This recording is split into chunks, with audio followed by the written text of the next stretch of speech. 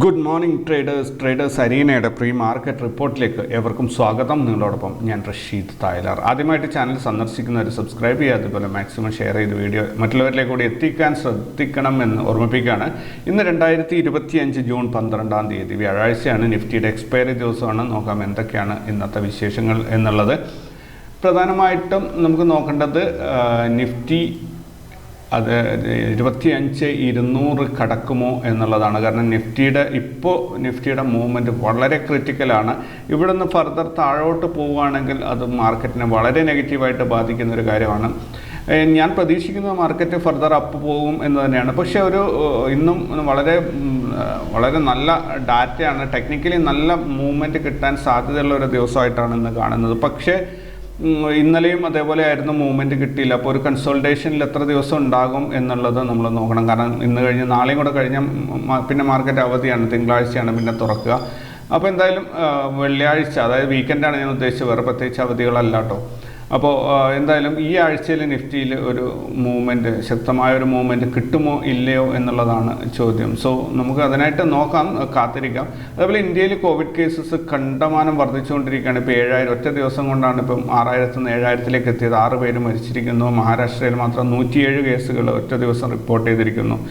ശ്രദ്ധിക്കേണ്ട കാര്യം തന്നെയാണ്. കാരണം ഒറ്റ ദിവസം ലോക്ക്ഡൗണോ കാര്യങ്ങളൊക്കെ വന്നു പോയെങ്കിൽ നമ്മൾ പെട്ടുപോകും. അത് പ്രത്യേകം ശ്രദ്ധിക്കുക. ഇനി അങ്ങനെ ഒരു ലോക്ക്ഡൗണിലേക്ക് ഈ ലോകം പോവില്ല എന്നാണ് എൻ്റെ പ്രതീക്ഷ. കാരണം അത്രയധികം അനുഭവിച്ചതാണ് ലോക്ക്ഡൗൺ കാലത്ത്. സോ അങ്ങനെ ഒരു അവസ്ഥയിലേക്ക് പോവില്ലായിരിക്കാം. പക്ഷേ നമ്മൾ തന്നെയാണ് ഇതിനെ നിയന്ത്രിക്കേണ്ടത്. ഒരു സ്പ്രെഡ് ആവുന്നതിനെ സ്റ്റോപ്പ് ചെയ്യേണ്ടത് നമ്മളാണ്. സോ കെയർഫുള്ളായിട്ടിരിക്കാം. അതേപോലെ ഇലക്ട്രിസിറ്റി ഫ്യൂച്ചേഴ്സിൻ്റെ NSEക്ക് സെബിയുടെ അപ്രൂവൽ കിട്ടിയിട്ടുണ്ട്.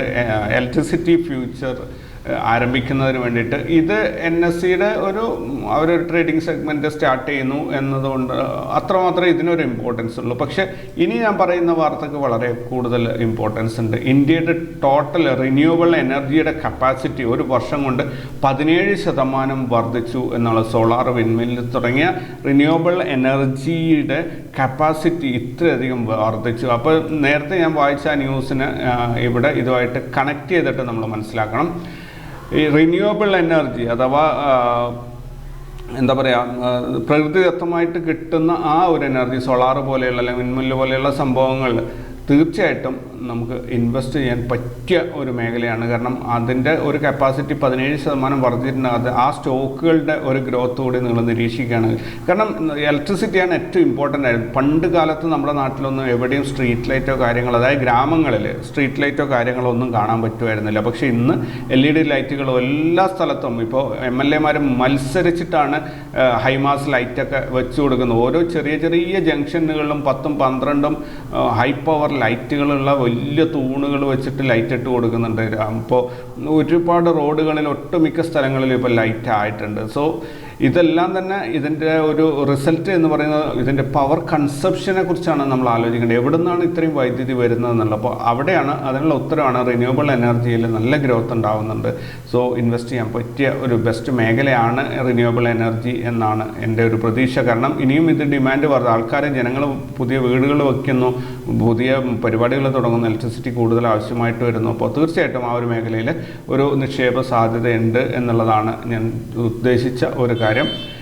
ഓപ്ഷൻ സെല്ലേഴ്സിനായിട്ട് ഞങ്ങളൊരു പുതിയ ടെലിഗ്രാം ഗ്രൂപ്പ് സ്റ്റാർട്ട് ചെയ്യുന്നുണ്ട്. ഇൻട്രാഡേയിൽ ഓപ്ഷൻ സെല്ല് ചെയ്യുന്നവർക്കായിട്ട്.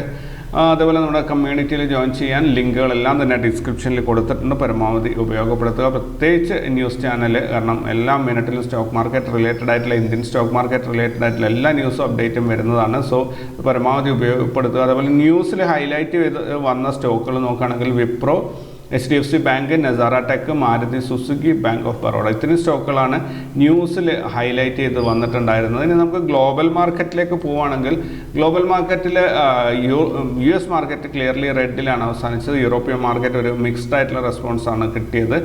ദെൻ ഏഷ്യ മാർക്കറ്റിലേക്ക് വരികയാണെങ്കിൽ ജപ്പാൻ്റെ മാർക്കറ്റ് റെഡിലാണ് അവസാനിച്ചിരിക്കുന്നത്. മൊത്തത്തിലൊരു നെഗറ്റീവ് സെൻറ്റിമെൻറ്റ്സ് ആണ് ഗ്ലോബൽ മാർക്കറ്റിൽ കാണാൻ സാധിക്കുന്നത്.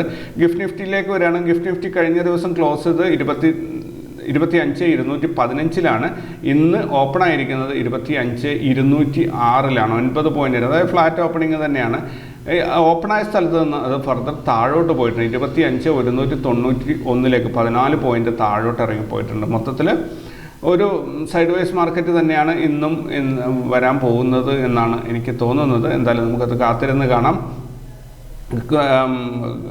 കമ്മോഡിറ്റീസിലേക്ക് വരികയാണെങ്കിൽ ക്രൂഡ് ഓയിലിൻ്റെ പ്രൈസ് വർദ്ധിച്ചിട്ടുണ്ട്. $67.9 ട്രേഡിംഗ് നടക്കുന്നത്.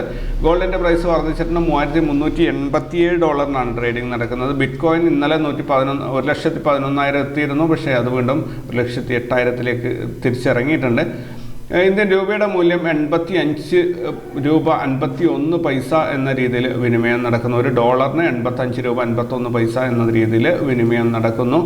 ദെൻ ഗ്ലോബൽ ഡാറ്റ നോക്കുകയാണെങ്കിൽ ഇന്ന് റിലീസാവാനുള്ള ഗ്ലോബൽ ഡാറ്റയിലേക്ക് പോവുകയാണെങ്കിൽ India CPI year on year India M3 money supply, US continuing jobless claims, US core PPI year on year, initial jobless claims 4 week average, US PPI month on month, PPI year on year, PPI X food energy transport year on year, PPI X food energy transport month on month, natural gas storage, WASDE report, Cleveland CPI month on month. ഇത്രയും global ഡാറ്റകളാണ് ഇന്ന് പുറത്ത് വരാനുള്ളത്.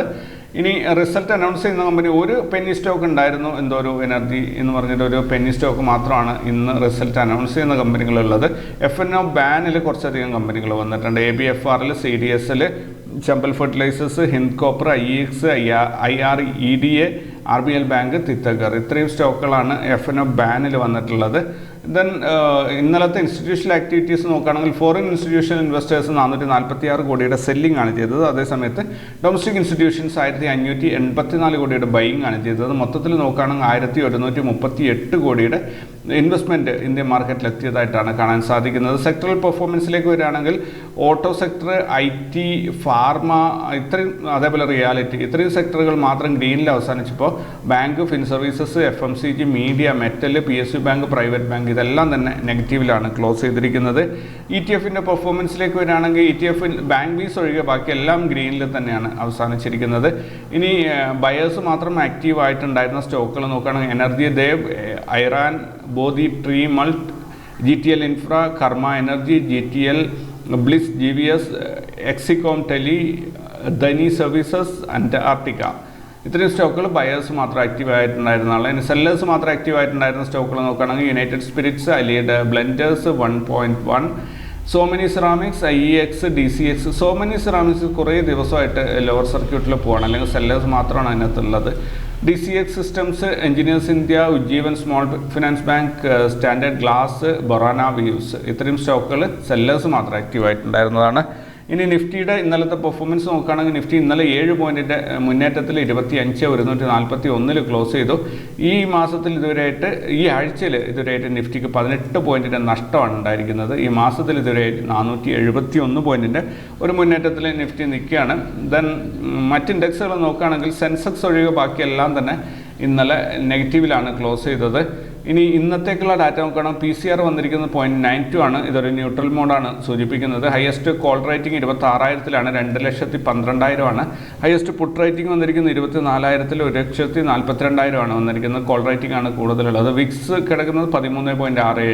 ഇത് 19 ഉണ്ടായിരുന്നു, കുറഞ്ഞ് 13.6 എത്തിയിട്ടുണ്ട്. എന്തായാലും ഇത് നമുക്ക് ഇൻട്രാഡേ ട്രേഡിങ്ങിന് പറ്റിയതാണ്. സ്പോട്ട് പ്രൈസ് 25,141-ലാണ് ക്ലോസ് ചെയ്തിരിക്കുന്നത്. CPR നോക്കുകയാണെങ്കിൽ 25,145, 48, 52. വളരെ നാരോ ആയിട്ടുള്ള ഒരു CPR ആണ്. 1 ലൈൻ അല്ലെങ്കിൽ കൂടി 3 പോയിൻറ്റ് 4 പോയിൻറ്റ്, അതായത് മൊത്തത്തിൽ 7 പോയിൻറ്റിൻ്റെ ഡിഫറൻസിലാണ് ഇന്നത്തെ CPR കിടക്കുന്നത്. വളരെ നാരോ ആണ്. ഹെവി മൂവ്മെൻറ്റ് കിട്ടാനുള്ള എല്ലാ സാധ്യതകളും കാണുന്നുണ്ട്. ദെൻ ബ്രേക്ക് ഔട്ട് വരുന്നത്, അതായത് നോ ട്രേഡ് സോൺ, റാസ് ലെവൽസിൻ്റെ നോ ട്രേഡ് സോൺ വരുന്നത് 25,156-ഉം 133 ഇടയിലാണ്. 23 പോയിൻറ്റിൻ്റെ ഒരു നോ ട്രേഡ് സോണാണ്. 145, 152, അതായത് റാസ് ലെവൽസിൻ്റെ നോ ട്രേഡിൻ്റെ അകത്താണ് ഇവിടെ നാരോ CPR വന്ന് കിടക്കുന്നത്. സോ വളരെ മികച്ച മൂവ്മെൻറ്റിലുള്ള എല്ലാ സാധ്യതയുണ്ട്. ഏത് ഭാഗത്തോട്ടായിരിക്കും എന്നുള്ളതിന് എനിക്കൊരു കൺഫർമേഷനും പറയാൻ സാധിക്കില്ല. എന്തായാലും 25,000 എന്നുള്ളൊരു സൂപ്പർ സപ്പോർട്ടാണ്, അത് പൊട്ടില്ല എന്നാണ് എൻ്റെ വിശ്വാസം. ഇനി 25,156 കട്ട് ചെയ്ത് മുകളിലോട്ട് പോവുകയാണെങ്കിൽ 324 വരെയും, ഏകദേശം 167-170 പോയിൻറ്റോളം മുകളിലോട്ട് പോകാൻ സാധ്യതയുണ്ട്. ഇനി അതല്ല 133 25 133 കട്ട് ചെയ്ത് താഴോട്ട് വരികയാണെങ്കിൽ 24,959 വരെയും ഇറങ്ങി വരാൻ സാധ്യതയുണ്ട്. അതിന് സാധ്യത കുറവാണ്, കാരണം 25,000 എത്തുമ്പോൾ തന്നെ മാർക്കറ്റ് സപ്പോർട്ട് എടുത്ത് തിരിച്ച് പൊങ്ങാൻ തുടങ്ങും. സോ എനിക്ക് തോന്നുന്നു 25,000 ഒന്നിൽ സൈഡ് വൈസ് അല്ലെങ്കിൽ ഒരു ബുള്ളിഷ് മൂവ്മെൻറ്റ് കിട്ടും എന്നാണ്. എന്തെങ്കിലും നെഗറ്റീവ് ന്യൂസ് പവർഫുള്ളായി വന്നിട്ടുണ്ടെങ്കിൽ ഉറപ്പായിട്ടും മാർക്കറ്റ് പൊട്ടും. സോ നോക്കാം, എന്തായാലും 1 മണിക്കൂർ 1.5 മണിക്കൂർ കഴിയുമ്പോൾ നമുക്ക് അറിയാൻ പറ്റും എന്താണ് ലൈവ് മാർക്കറ്റിൽ നടക്കാൻ പോകുന്നത് എന്നുള്ളത്. സോ ഇന്നത്തേക്ക് ഇത്രയാണുള്ളത്. കൂടുതൽ വിശേഷങ്ങളും വാർത്തകളും ഒക്കെ ആയിട്ട് നമുക്ക് അടുത്ത വീഡിയോയിൽ കാണാം. അതുവരേക്കും take care and bye. Thank U.